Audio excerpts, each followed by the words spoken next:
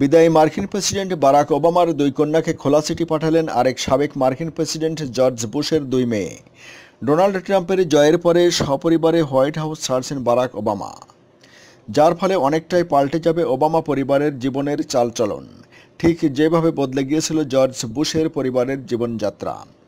বুশের দুই কন্যা বারবারা এবং জেনা কিভাবে এই নতুন জীবনের সঙ্গে নিজেদের মানিয়ে নেবেন, ওবামার দুই মেয়ে সাশা এবং মালিয়াকে তাদের চিঠিতে সেই পরামর্শই দিলেন।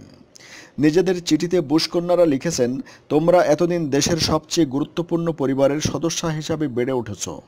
এবার তোমাদের সামনে নতুন চ্যালেঞ্জ। তোমাদের কেউ বলে দেবে না পরিবারের ভাবমূর্তি অক্ষুণ্ণ রাখতে কি কি করা উচিত বা কি করা উচিত নয়, কিন্তু তোমাদের নিজেদেরই সেটা খেয়াল রাখতে হবে।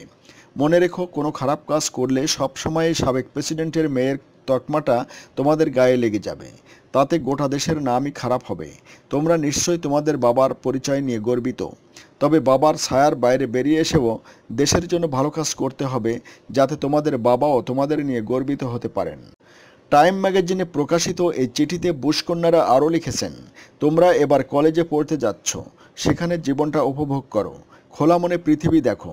মনে রেখো, তোমাদের মতো তরুণদের উপরেই নতুন পৃথিবী গড়ার দায়িত্ব রয়েছে।